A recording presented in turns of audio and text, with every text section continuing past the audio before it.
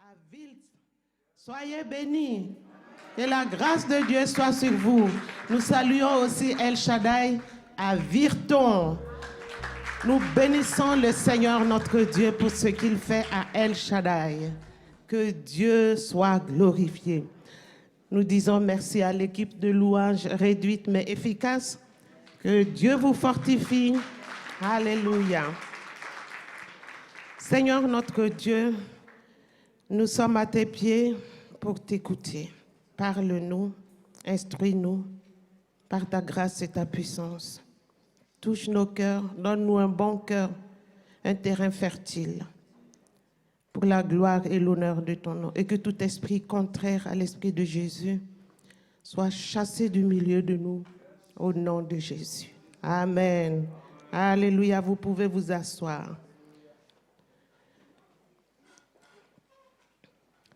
Nous sommes en 2021, l'année de l'unité. Et Dieu veut que nous soyons unis. Et le thème de ce matin, c'est « Ensemble, nous sommes plus que vainqueurs ». Alléluia. Ensemble, nous sommes plus que vainqueurs. Oui, dans l'unité, nous sommes appelés à être ensemble. Ensemble pour être plus que vainqueurs. Et cette petite phrase, dans cette petite phrase, je ressors deux mots très importants. Ensemble et plus que vainqueurs. Et avant de continuer, nous allons voir qu'est-ce que la Bible dit de plus que vainqueurs. Qu'est-ce que cela peut nous enseigner? Plus que vainqueurs. Plus que vainqueurs.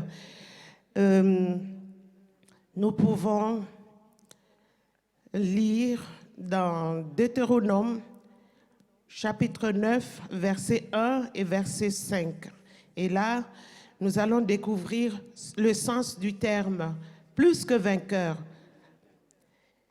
Deutéronome 9, 1. « Écoute, Israël, tu vas aujourd'hui passer le Jourdain pour te rendre maître de nations plus grandes et plus puissantes que toi, de villes grandes et fortifiées jusqu'au ciel. » Waouh! Verset 5. « Non, ce n'est point à cause de ta justice et de la droiture de ton cœur que tu entres en possession de leur pays, mais c'est à cause de la méchanceté de ces nations que l'Éternel, ton Dieu, les chasse devant toi. Et c'est pour confirmer la parole que l'Éternel a juré à tes pères, Abraham, Isaac et Jacob. » Alléluia. Là, nous voyons que le peuple d'Israël va prendre possession de ce qui le dépasse. Il va prendre possession de villes plus grandes et plus puissantes que lui. Donc, ça veut dire que le peuple d'Israël était même incapable. Il était incapable de le réaliser. Et il devait recevoir cette grâce. C'était une grâce que Dieu déversait sur le peuple. C'est un don. Parce que la victoire vient de Dieu. Alléluia, c'est un cadeau. Parce que Dieu va rendre son peuple maître de ces nations plus puissantes et plus grandes. Alléluia.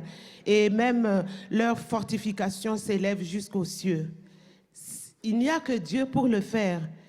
Donc, ce sont des villes imprenables devant lesquelles va faire face le peuple de Dieu. Et là, nous pouvons retirer la leçon que quand on est plus que vainqueur, la victoire nous est donnée. Elle est déjà acquise par quelqu'un. Donc, ne t'effraie point parce que le Seigneur est avec toi. De la même manière qu'il a rendu maître, il a dit à son peuple, je vais te rendre maître. Il faut savoir que Dieu s'adresse à toi. Alléluia. Il va te rendre maître. Tu vas être maître des choses qui sont supérieures à toi, impensables. Tu ne pouvais même pas penser que tu pouvais prendre possession de ces choses, mais Dieu te l'accorde parce que c'est lui qui s'en occupe. Alléluia. Et nous pouvons voir l'application dans Romains 8, 37. Dans Romains 8, 37, il est dit, dans toutes ces choses, nous sommes plus que vainqueurs par celui qui nous a aimés. Alléluia. Nous n'ignorons pas que Jésus-Christ est venu à la croix. Il est mort pour nous. Parce qu'il a accepté le sacrifice suprême à la croix, nous sommes plus que vainqueurs. Nous sommes plus que vainqueurs. Donc, le diable, nous savons que le diable, il est puissant, il est fort, il ne faut pas se leurrer, hein. Il est capable, il est doté de beaucoup de capacités. Voyez la première ou la deuxième guerre mondiale, combien de millions de personnes il a décimées parce qu'il s'est levé. Mais nous, en tant qu'enfants de Dieu, le Seigneur l'a vaincu à la croix. Donc, nous n'avons plus peur de lui parce que Jésus a assuré la victoire pour nous. Il n'est pas normal qu'un chrétien ait encore peur du diable, ni de ses démons.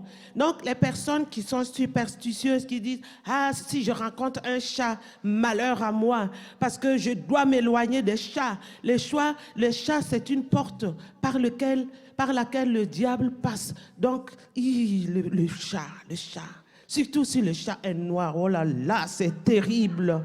Oh, ne crains rien. Le chat ne peut rien, même s'il est possédé. Il ne peut rien.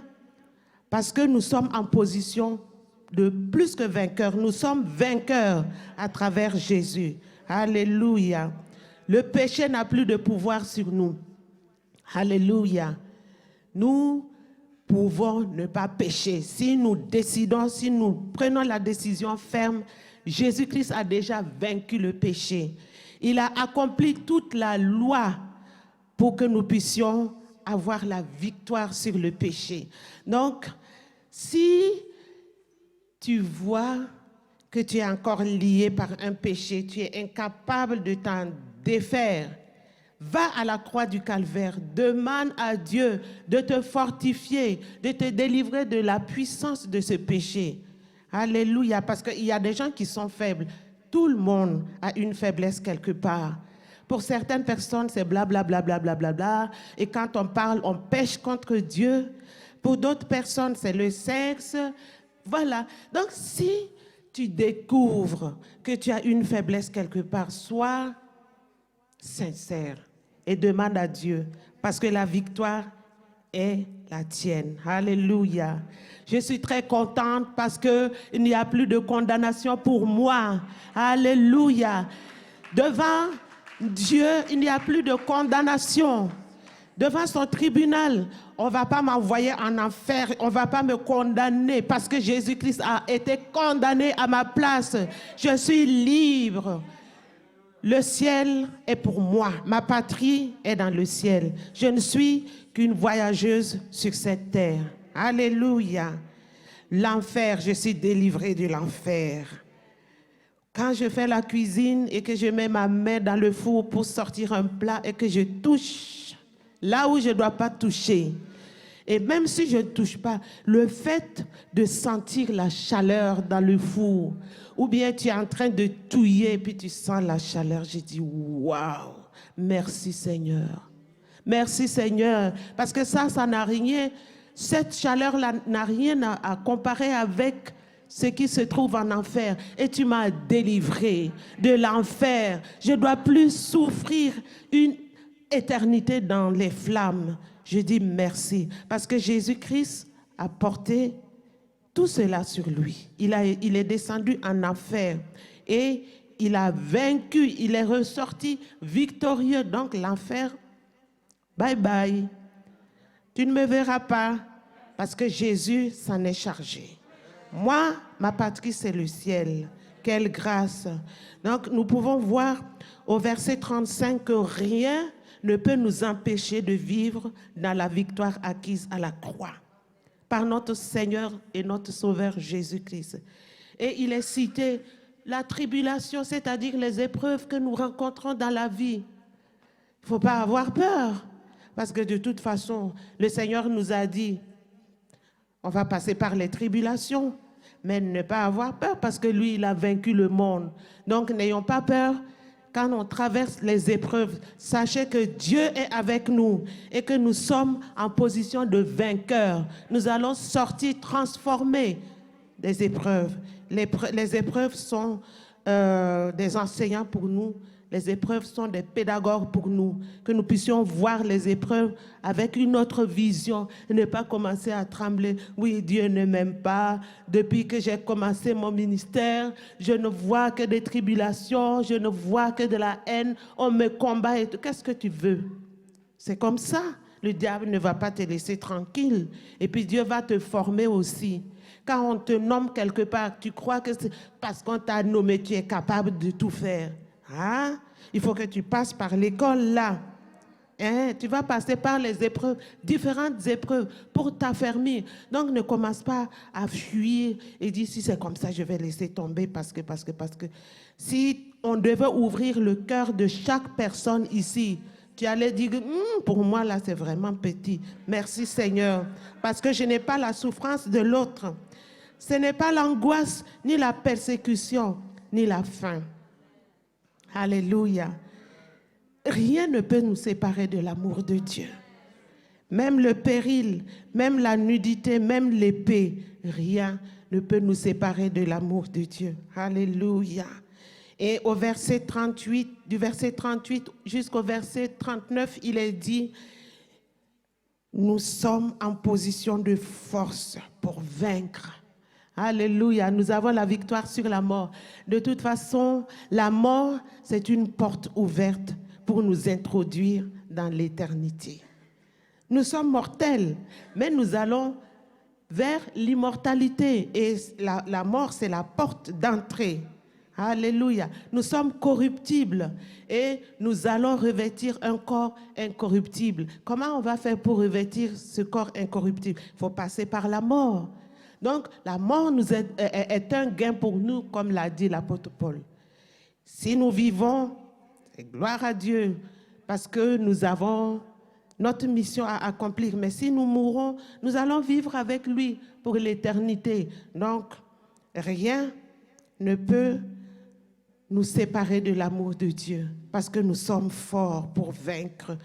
Ni les anges, ni les dominations, ni les choses présentes dont nous souffrons, et les choses à venir qui sont pour nous incertaines, rien ne peut nous séparer, nous enlever notre force. Au contraire, nous devenons de plus en plus forts en Jésus-Christ à cause de toutes ces puissances, ces hauteurs, ces profondeurs qui se lèvent contre nous. Aucune créature ne peut nous affaiblir parce que Dieu est avec nous. Il assure notre force. Alléluia. Nous allons continuer avec une illustration qui se trouve dans le livre de Josué pour comprendre encore plus le sens de plus que vainqueur. Josué 10, versets 3 à 5, il est écrit, jusqu'au verset, nous allons lire des portions, versets 3 à 5, puis 7 à 11, puis nous allons sauter du verset 15 à 16. Donc voilà, nous allons lire. Adoni-Sédec, roi de Jérusalem, fit dire à Joram, roi d'Hébron, à Pyréam, roi de Jarmuth, à Japhia, roi de Lachis, et à Débir, roi d'Églon. Montez vers moi et aidez-moi afin que nous frappions Gabaon, car elle a fait la paix avec Josué et avec les enfants d'Israël. Donc c'était d'une manière contournée pour pouvoir attaquer le peuple de Dieu. 5 rois des Amoréens, le roi de Jérusalem, le roi d'Hébron, le roi de Jarmuth, le roi de Lachis, le roi d'Églon, se réunirent ainsi et montèrent avec toutes leurs armées. Ils vinrent camper près de Gabaon et l'attaquèrent. Josué monta de Gilgal, lui et tous les gens de guerre avec lui et tous les vaillants hommes. L'Éternel dit à Josué, ne les crains point, car je les livre entre tes mains. Vous voyez, je les livre entre tes mains. Et aucun d'eux ne tiendra devant toi. Josué arriva subitement sur eux après avoir marché toute la nuit depuis Gilgal. L'Éternel les mit en déroute devant Israël. Et Israël leur fit éprouver une grande défaite près de Gabaon, les poursuivit sur le chemin qui monte à Beth-Horon et les battit jusqu'à Azekah et à Makeda. Comme ils fuyaient devant Israël et qu'ils étaient à la descente de Beth-Horon, l'Éternel fit tomber du ciel sur eux de grosses pierres jusqu'à Azekah. Alléluia. Et ils périrent. Ceux qui moururent par les pierres de grêle furent plus nombreux que ceux qui furent tués avec l'épée par les enfants d'Israël. Et Josué et tout Israël avec lui retourna au camp de Gilgal. Les 5 rois s'enfuirent et se cachèrent dans une caverne à Makeda. Pas besoin de commentaires, n'est-ce pas? C'est clair. Le peuple de Dieu était plus que vainqueur ici parce que la victoire a été assurée par Dieu. Alléluia. Donc pour nous, en tant que chrétiens, prenons courage. Alléluia. Prenons courage parce que nous sommes en position de force et nous allons en vainqueur et pour vaincre. Parce que Dieu s'occupe personnellement de nos ennemis. Alléluia. Quand il te confie une mission, ne crains pas parce qu'il balise tout. Il détruit, il affaiblit tes ennemis. Donc les ennemis viendront vers toi, mais en position de faiblesse. Ils tremblent déjà. Donc fortifions-nous, fortifions-nous. Alléluia, alléluia. Nous sommes en position de force parce que Dieu est avec nous et Dieu nous livre nos ennemis. Je ne sais pas, en bon français, ça veut dire quoi? Livrer quelqu'un.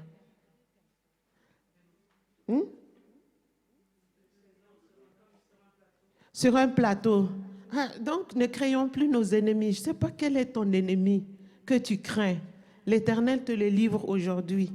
Tu peux faire ce que tu veux de cet ennemi-là. Alléluia. Tu peux le mettre au four, tu peux le découper, tu peux faire tout ce que tu veux. Tu peux même faire un trophée accroché. Il ne va même pas bouger. Il est livré. Donc, nous sommes un peuple privilégié. Alléluia. Et Dieu a dit, nul ne tiendra devant nous. Même la coalition des 5 rois. Rien. Donc, le deuxième terme que je voudrais qu'on voit encore, c'est ensemble. Ensemble. Dans ce récit, nous voyons que Josué et tout le peuple allèrent à la guerre. Il n'est pas parti tout seul, Josué. Il est parti avec tous les guerriers, tous ceux qui étaient capables. En tout cas, ils sont partis ensemble. Les vaillants guerriers sont allés avec Josué. Et c'est ensemble qu'ils ont été vainqueurs. C'est ensemble qu'ils ont été plus que vainqueurs. Parce que là, ils avaient déjà fait la traversée du Jourdain. Et Dieu avait donné la victoire à certains rois avant la traversée. Et c'était les Rubénites, les Gadites et la demi-tribu de Manassé qui avaient reçu cette portion en héritage. Mais Dieu leur avait dit, ne croyez pas que vous allez rester là et puis laisser les autres là traverser et aller combattre tout seuls. Puisque de toute façon, ça va de soi. Ce n'est pas les Rubénites, les Gadites et puis la demi-tribu de Manassé qui a fait la conquête avant le Jourdain. C'était l'ensemble des tribus d'Israël pour qu'ils puissent être établis parce qu'ils avaient beaucoup de brebis, beaucoup de troupeaux et ça allait ralentir la marche et tout. Ils devaient laisser leurs troupeaux avec leurs enfants, leurs femmes et continuer la marche avec le peuple, le reste du peuple de Dieu pour traverser le Jourdain et aller faire la conquête de Canaan. Donc, ils étaient ensemble. Et nous, en tant que peuple de Dieu, à El Shaddai, et vous qui nous écoutez, nous aussi, nous devons aller ensemble parce que nous savons que l'unité de 2021 est minée par beaucoup de choses et nous devons travailler à relever les ruines de l'unité. Il y a des ruines à relever. Dieu veut que nous puissions marcher ensemble en position de vainqueur. Alléluia. De toute façon, nous le sommes déjà. Et il faut nous conjuguer les forces pour être victorieux. Et pendant le talk show, pendant le week-end des femmes, nous avons parlé. Je vais revenir là-dessus. Et les questions qui ont été traitées sont issues d'un sondage. Le sondage a été fait au Luxembourg, en Belgique, en Irlande. Ne vous en faites pas, ne vous sentez pas visés. Ne dites pas, oui, ce jour-là, c'était de moi qu'on parlait. Non, on a fait un sondage et c'est ressorti et on a parlé de ce qui est ressorti. Donc, si ça te fait mal, bénis le Seigneur parce que Dieu a mis le doigt pour que tu puisses rectifier seulement le tir. Il ne faut pas commencer à te vexer, à te fâcher, à proférer des paroles qui ne glorifient pas le nom de Dieu. Quand tu as une plaie sur toi, tu peux ne pas te rendre compte que tu l'as. Mais attends, quand on verse de l'alcool sur toi, l'alcool, il est frais. Quand on déverse l'alcool sur toi, tu vas... Surtout en temps de chaleur, tu vas dire « Waouh, c'est agréable ». Mais attends, quand l'alcool va passer sur ta plaie, tu vas te rendre compte qu'il y avait une plaie quelque part. Et tu vas dire « Ah, ça fait mal là ». Donc c'est la même chose. La parole de Dieu va toucher là où ça te fait mal.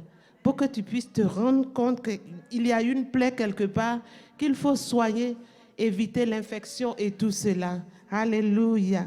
Donc, nous allons aller par étapes si le temps nous permet. Nous allons parler des ruines à relever dans un premier temps. Dans un deuxième temps, nous allons apporter la solution. Alléluia.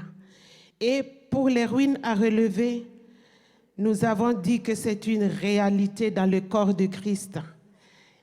On nous a parlé des divergences, comment concilier l'unité avec toutes les divergences.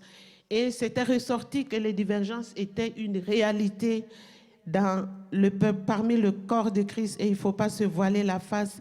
Et c'est la même chose dans les 12 tribus d'Israël. Vous croyez qu'ils étaient unanimes sur toutes choses? Ils avaient aussi des divergences, mais ça ne les a pas empêchés d'aller faire la conquête ensemble. Alléluia. Par exemple, la tribu de Ruben. La tribu de Ruben qui devait être supérieure en force, en puissance, parce que c'était le premier-né qui avait tous les privilèges du droit d'aînesse.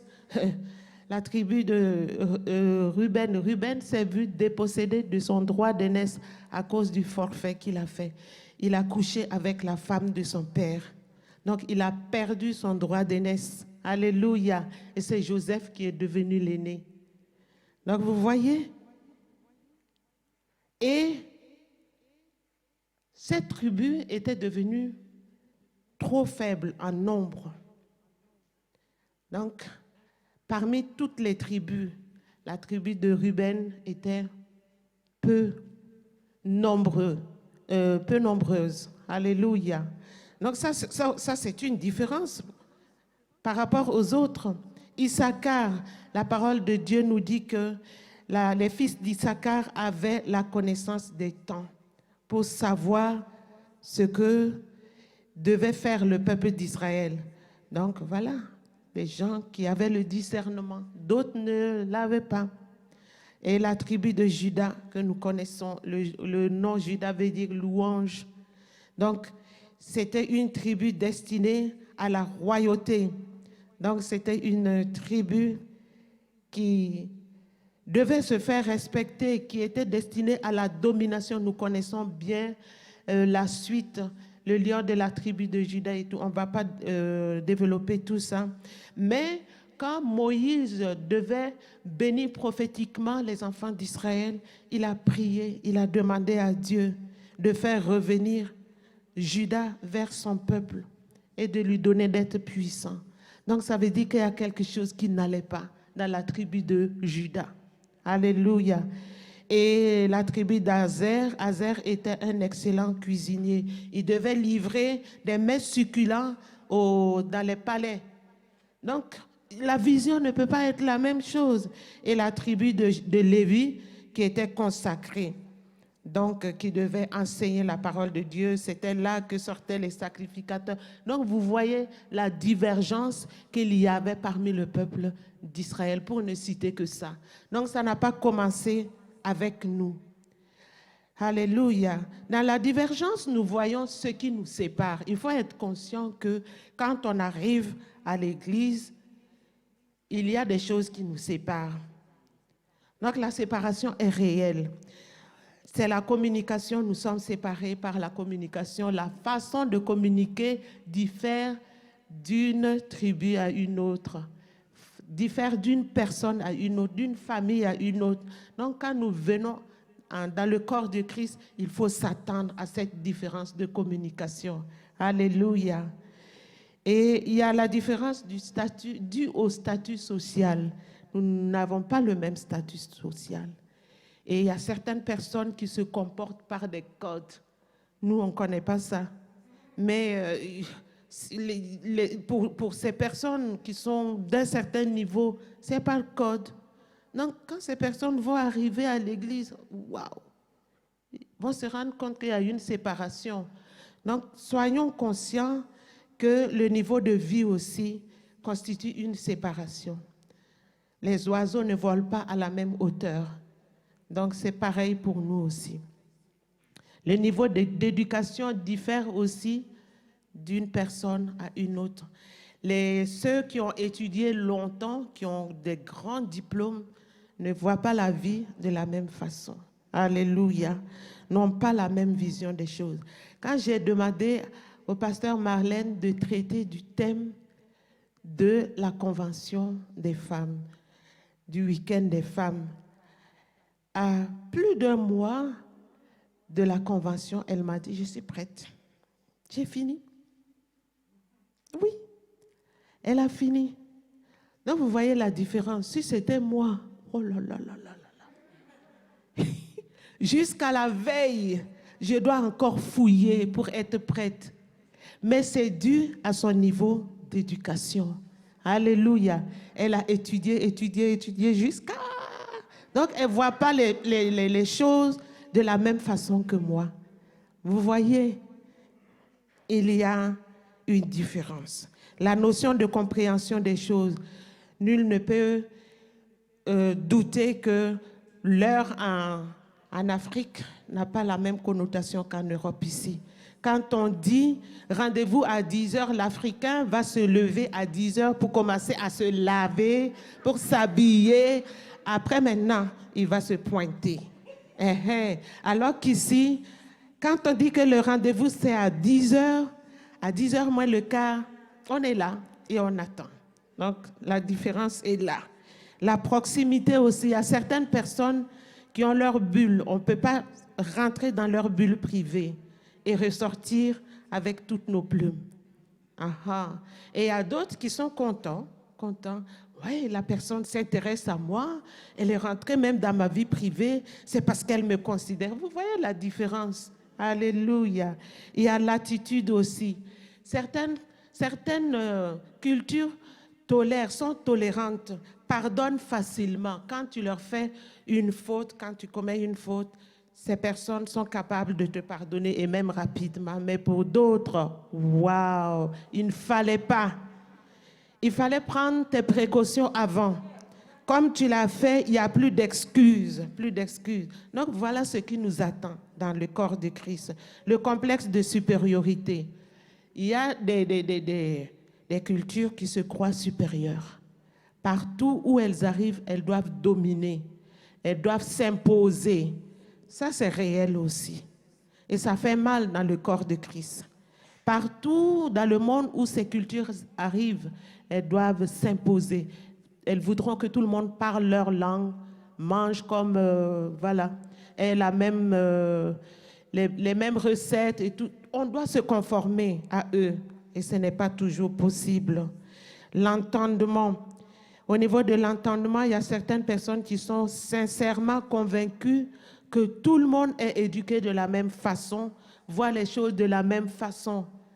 Moi, quand je suis arrivée au collège, j'ai beaucoup souffert et je continue de souffrir. Et parfois, mon mari me dit, tu crois que tout le monde a été élevé comme toi? Dans la parole de Dieu, pour toi, c'est automatique. Mais ce n'est pas évident pour tout le monde. Tout le monde ne voit pas de la même façon que toi. Et ça fait souffrir. Alléluia. Et moi et les autres personnes, vous voyez. Et il y a la notion d'appartenance. Il y a des groupuscules dans les églises dus justement au niveau social ou à la corporation. Les gens qui ont un certain niveau d'études s'entendent bien parce que parlent le même langage, ou les gens du même corps de métier s'entendent bien, ou des gens qui viennent du même pays ne se connaissaient pas, mais puisqu'ils viennent du même pays, il y a un groupe qui se forme automatiquement. Et au niveau de la maturité spirituelle, dans les églises, il y a les chrétiens spirituels qui sont matures spirituellement, qui comprennent les choses facilement, et qui sont capables de manger de la nourriture solide. Par contre, à côté de ces personnes, il y a les chrétiens charnels. Et parmi les chrétiens charnels, il y a encore des catégories. Il y a ceux qui sont charnels, mais qui sont en phase de maturation. Il faut leur laisser le temps de maturer pour devenir adultes. Mais il y a ceux qui sont charnels, qui se contentent seulement de la nourriture, du lait comme nourriture, des éternels assistés qui ne font même pas d'efforts, qui sont là.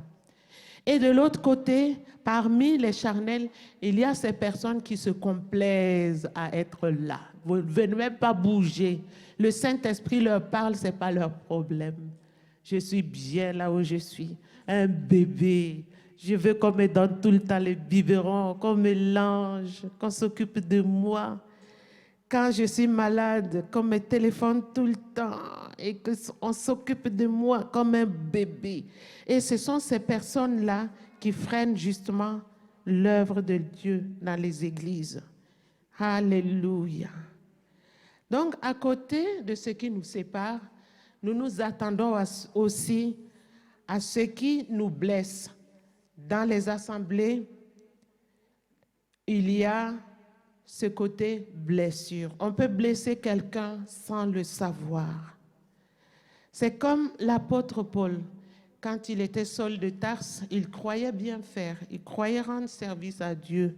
Mais Dieu l'a rencontré sur le chemin de Damas pour lui dire stop. Et il s'est rendu compte que ce qu'il faisait, ce n'était pas bien du tout. Donc, dans le corps de Christ, il y a ce qui blesse.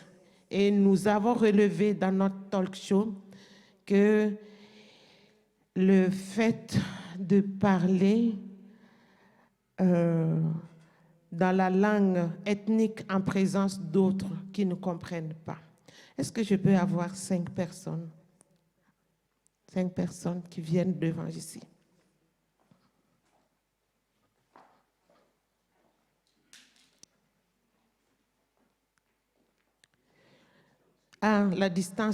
La distanciation. Voilà, nous sommes là à l'église, on a fini et voilà, il y a des sujets à traiter et tout. Et voilà que les 3 sont en train de parler en chinois. Et nous tous, nous parlons anglais, on comprend bien anglais. Mais pourquoi eux se mettent à parler en chinois? Vous parlez en chinois entre vous et nous, on est là. On ne comprend rien. C'est choquant. Hein? Ça blesse. Beaucoup de gens ne se rendent pas compte. Quand ils se retrouvent en groupe comme ça, ils ont la facilité de parler dans leur langue. Mais ça exclut les autres. Nous trois, on était exclus. On tournait les pouces, on ne sait pas. Est-ce qu'ils nous critiquent? Est-ce qu'ils nous insultent? Qu'est-ce qui se passe? Est-ce qu'ils nous mettent, ils disent, allez, partez, vous nous gênez? Ça ne va pas. Ça ne va pas. Donc, c'est quelque chose qu'il faut rectifier. Attendez encore, je viens. C'est quelque chose qu'il faut rectifier parce que pour elles, elles ne se rendent pas compte, elles ont la facilité de parler entre elles et puis voilà, elles sont à l'aise, mais elles ne se rendent pas compte que les autres personnes sont blessées et ça peut être dangereux. Ça peut être dangereux. Donc, réfléchissez et rectifiez le tir. Quand vous commencez à débiter en chinois là, et puis vous vous ressaisissez, ah, les autres comprennent anglais. Excusez-vous. Dites, on s'excuse. Ah, vous voyez, on est entre nous. C'est pour ça. On était en train de parler de ça, et vous continuez en anglais. Ne continuez pas à parler en chinois, parce que les autres ne comprennent pas le chinois. Vous comprenez? Alléluia.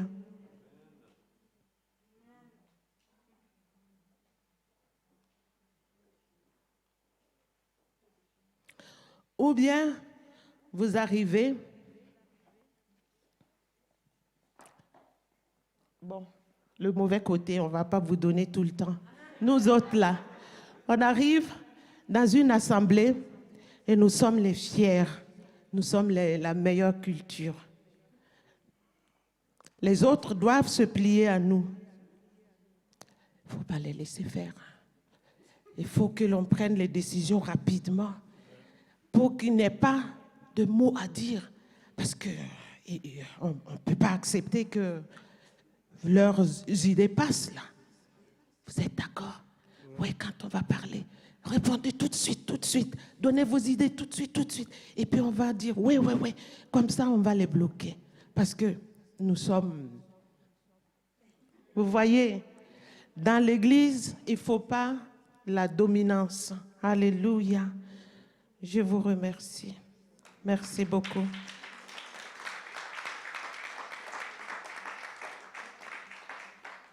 Il en est de même pour les repas.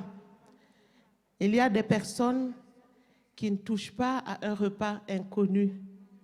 J'ai fait plusieurs églises, j'ai fait plusieurs villes, je peux en témoigner. Je n'ai pas besoin qu'on me dise. Il y a des personnes face à l'inconnu. Les personnes ne vont même pas toucher.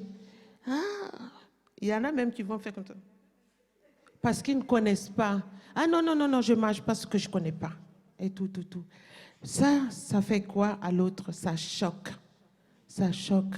Surtout quand on fait nos agapes là et qu'on amène les repas à servir et que la personne voit qu'on fait comme ça. Non, non, non, non. On met le repas derrière. Et on fait, voilà, parce qu'on ne connaît pas, ce n'est pas sérieux. Alléluia.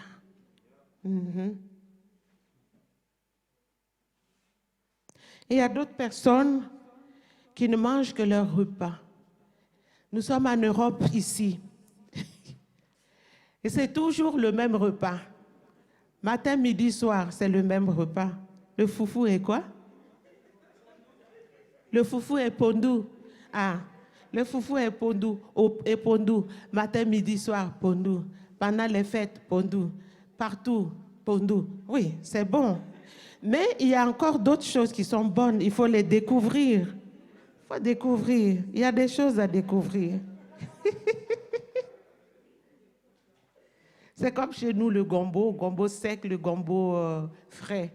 On ne va pas passer tout le temps à manger du gombo avec du foufou, gombo avec du riz. Il faut, hein, voilà.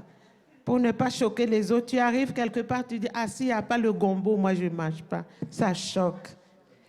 Et il y a d'autres personnes qui ont la facilité de parler, commenter. Les commentaires, là, Les personnes sont fortes dedans. Commenter l'habillement, commenter, par exemple, il y a une prestation. Papa Diaf fait une prestation, on lui dit de diriger la louange ou de prêcher. il fait très bien.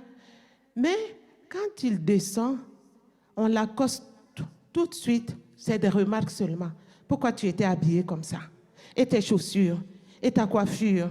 Et regarde, tu ne te tenais pas bien.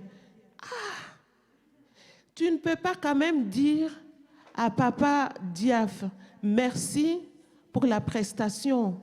J'ai été enrichi. J'ai reçu quelque chose venant de toi. Enfin, Dieu t'a utilisé. Que Dieu te fortifie.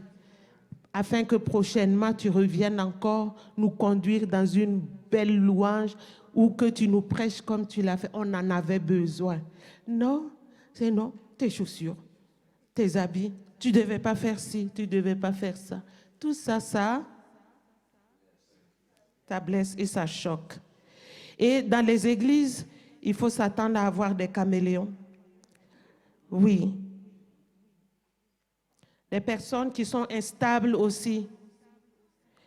Il y a des personnes qui mentent. Tu es devant la personne, elle est en train de débiter. Toi-même, tu sais que la personne ment. Mais la personne ne se rend pas compte que tu sais qu'elle ment.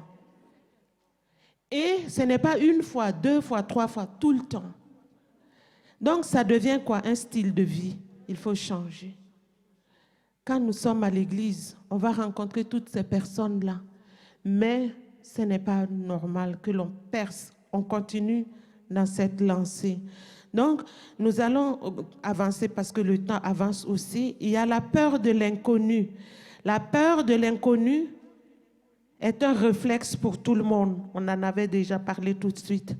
Donc, ce réflexe enferme dans le communautarisme. Donc, quand on est en face de quelque chose qu'on ne connaît pas, on se renferme. Et il y a des groupuscules qui se créent dans l'Église à cause de ça. Et si nous remarquons en Europe ici, il y a la multiplication des églises tribales.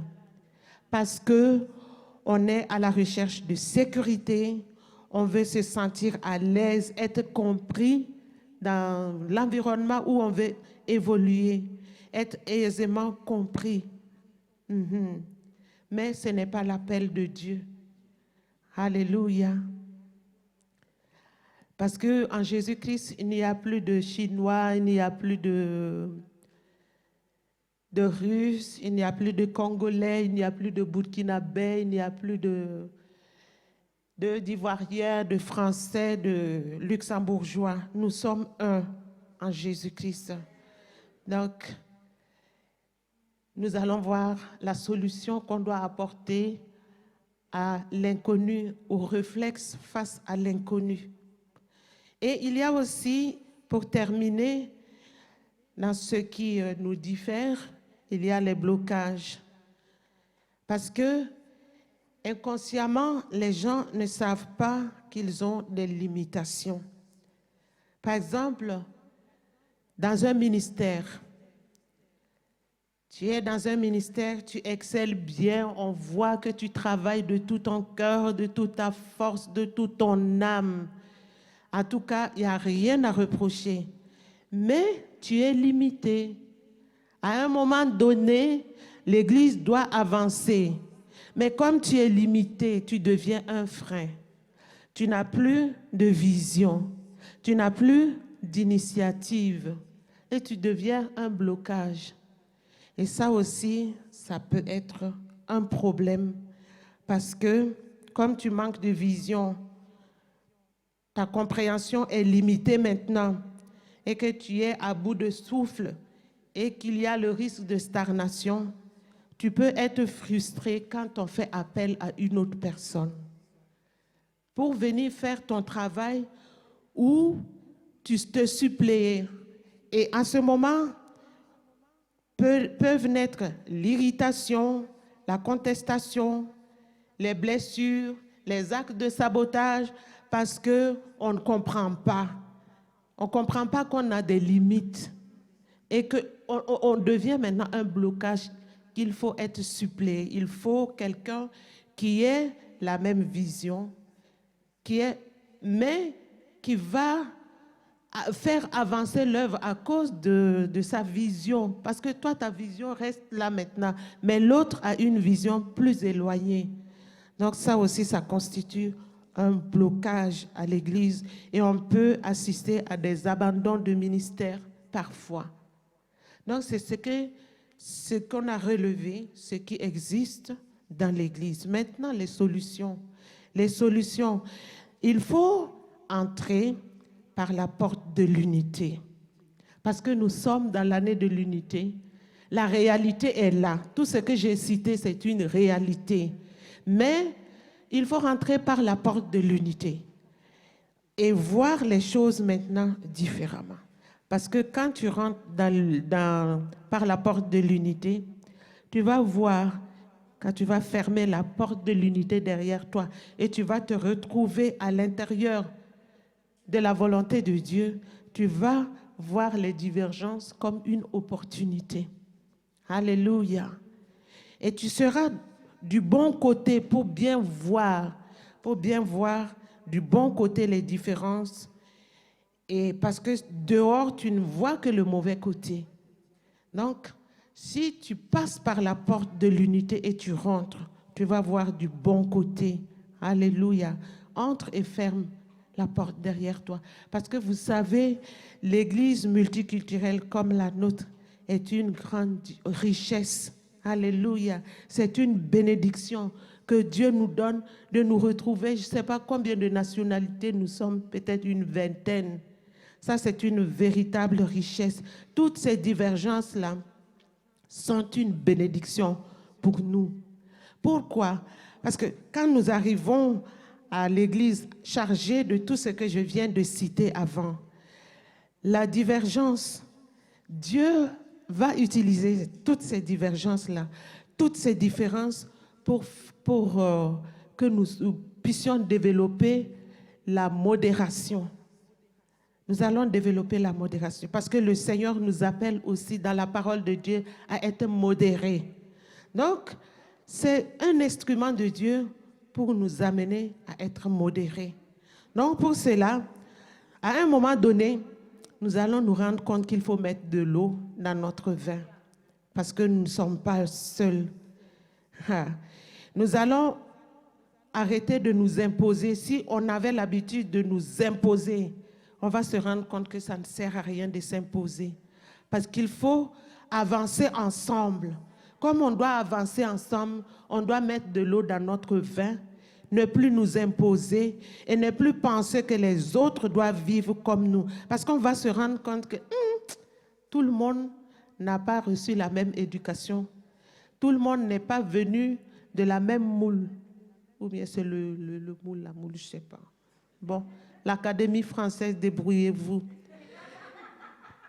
On va se rendre compte que, comme je suis fort dans la foi, je dois faire attention. Parce que ma force, là, peut détruire les faibles. Dieu m'appelle à être un tuteur sur lequel peuvent s'adosser les faibles. Alléluia. Je dois essayer de les comprendre et on doit avancer à l'allure des faibles. C'est comme le berger. Il ne va pas commencer à marcher à 120 km à l'heure alors qu'il y a des brebis qui sont faibles, des brebis qui sont pleines, il y a des agneaux et tout. Il fait attention pour marcher tout doucement afin que toutes les brebis puissent le suivre. Alléluia. Donc, les forts doivent supporter les faiblesses de ceux qui ne le sont pas et ne pas se complaire à eux-mêmes. C'est écrit dans Romains 15, verset 1 pour les personnes qui notent. Donc, il faut être patient envers ceux qui sont dans le processus de croissance. Il faut être patient envers ces personnes parce que ça va mettre du temps, la maturation, et leur accorder vraiment du temps parce que l'amour est patient. 1 Corinthiens 13, 4, l'amour est patient. Donc, une fois que l'on va comprendre et que l'on mette l'eau dans notre vin, en ce moment, on peut alors accepter l'autre et être accepté mutuellement.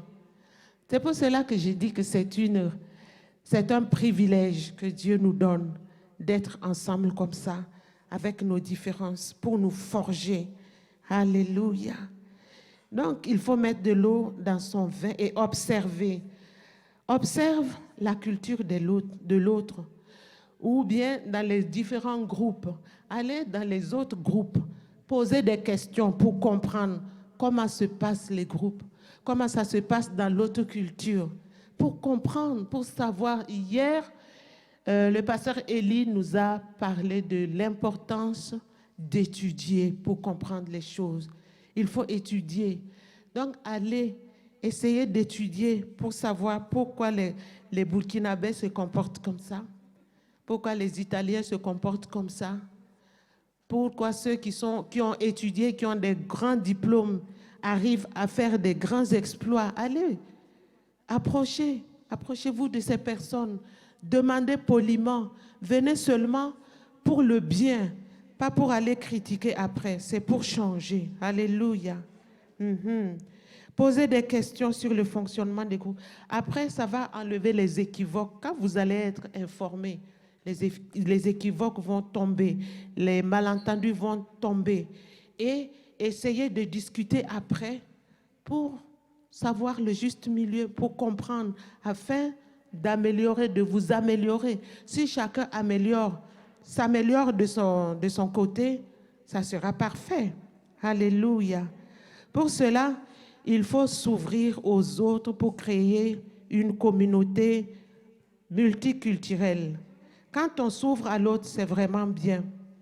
Vous vous imaginez si Magali apprend le moré, apprend le dioula, oui, ou bien, je ne sais pas, dans votre langue, le portugais, que moi j'apprenne le kikongo, j'apprenne, je ne sais pas quoi, l'espagnol, et je deviens multilingue, c'est ça, hein?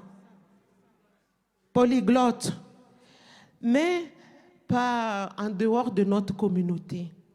Qu'est-ce qui va maintenant faire qu'elles deviennent racistes ou ethniques et tout ça? Toutes ces barrières vont tomber.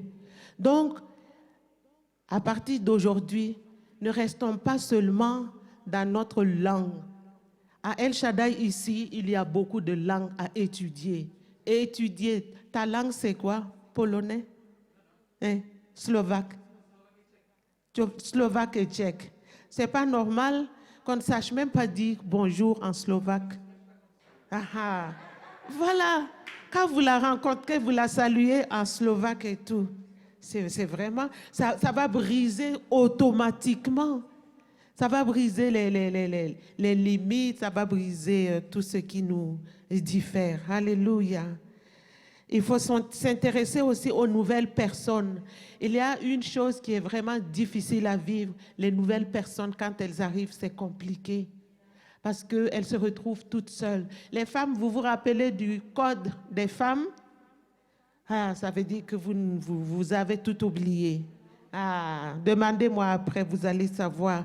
Il faut aller vers les personnes que vous ne connaissez pas. Voilà, après les cultes. Et ne vous contentez pas seulement à dire bonjour et puis partir. Parlez. Voilà, n'allez pas très loin non plus parce qu'il y a d'autres personnes qui ne veulent pas qu'on rentre dans leur bulle privée. Donc, il faut le juste milieu. Alléluia.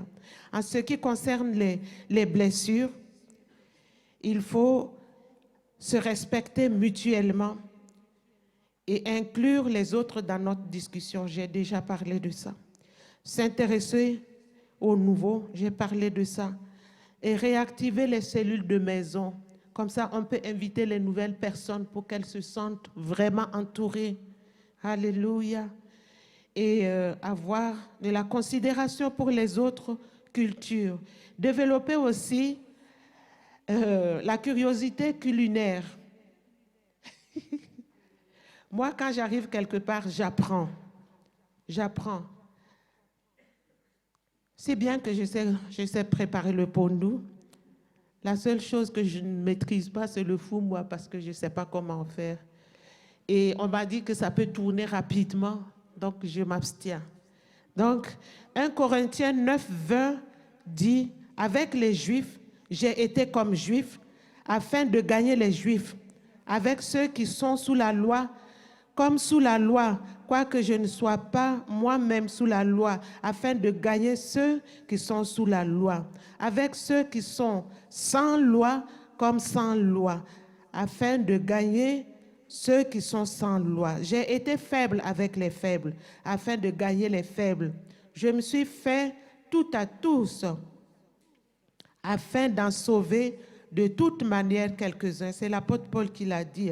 Je fais tout à cause de l'évangile afin d'y avoir part. Alléluia.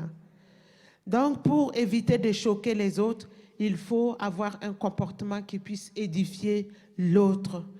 La parole de Dieu nous dit dans Jean 13, versets 34 et 35, « Ne vous en faites pas, je vais finir bientôt. Je vous donne un commandement nouveau. Aimez-vous les uns les autres, comme je vous ai aimés. Vous aussi aimez-vous les uns les autres. À ceux-ci, tous connaîtront que vous êtes mes disciples si vous avez de l'amour les uns pour les autres. » Donc, il faut de la tolérance, accepter l'autre, s'intéresser à l'autre et à sa culture et danser à la gloire de Dieu pendant les cultes, pas des danses qui choquent les nouvelles personnes qui arrivent, respecter et protéger les biens de l'Église.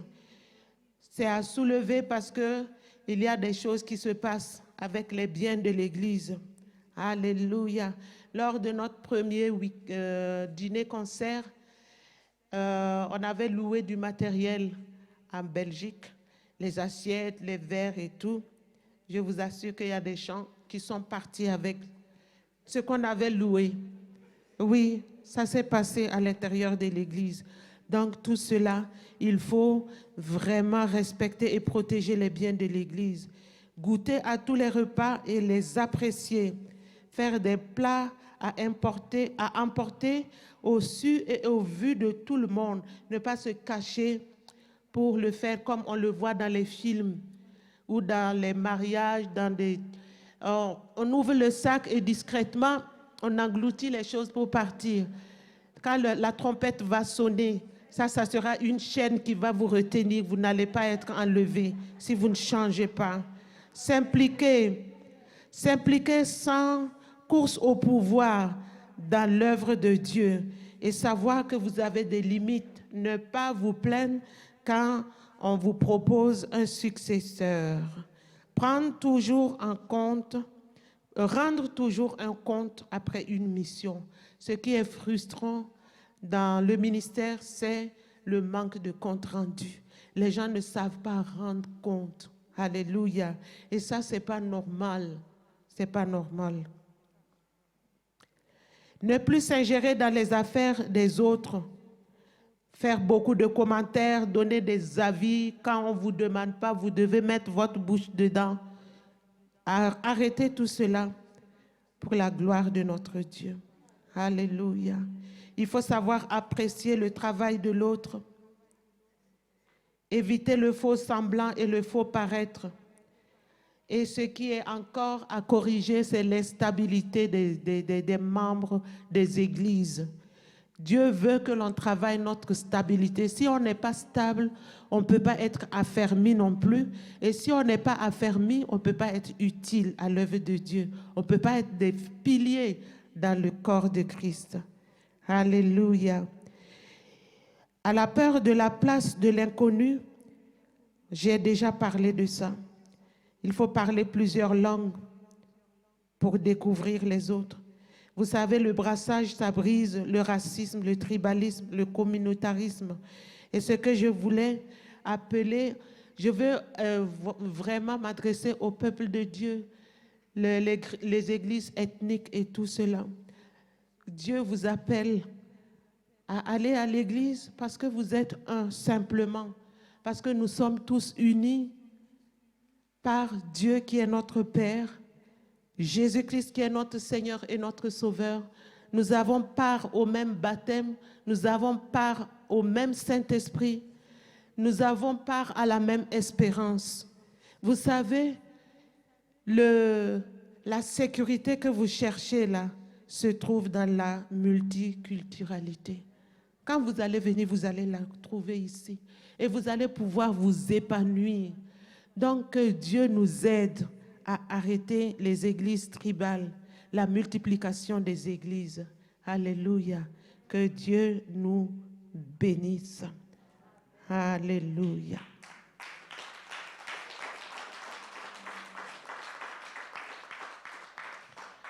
Pour terminer, je vais quand même lire 1 Corinthiens 3, 6, sans commentaire. C'est l'apôtre Paul qui a dit, « J'ai planté, Apollos a arrosé, mais Dieu a fait croître, en sorte que ce n'est pas celui qui plante qui est quelque chose, ni celui qui arrose, mais Dieu qui fait croître. Celui qui plante et celui qui arrose sont égaux, et chacun recevra sa propre récompense selon son propre travail, car nous sommes ouvriers de Dieu. Vous êtes le champ de Dieu, l'édifice de Dieu. » Alléluia. Seigneur notre Dieu, je prie que tu glorifies ta parole, que tu la sanctifies, que tu la protèges contre les mauvaises interprétations. Protège-la contre le vol de l'ennemi. Protège-la afin que nous puissions marcher ensemble, parce que marcher ensemble nous est bénéfique. Nous frotter nous est bénéfique. En tant que peuple plus que vainqueur, nous allons avoir la victoire comme Josué et tous les vaillants guerriers qui sont allés ensemble. Toutes les tribus d'Israël se sont retrouvées ensemble et ont vaincu des nations plus puissantes. Ils ont détruit tout sur leur passage parce que tu étais avec eux. Aide-nous, Seigneur notre Dieu, afin que nous puissions obtenir cette arrivée, Seigneur notre Dieu, à nous unir comme tu le veux, que nous puissions passer par la porte de l'unité et voir les choses comme tu le vois, voir nos différences comme une opportunité, parce que nos divergences sont une richesse incalculable et nous voulons te bénir. Alléluia. Ensemble, nous sommes plus que vainqueurs. Gloire à notre Dieu. Amen.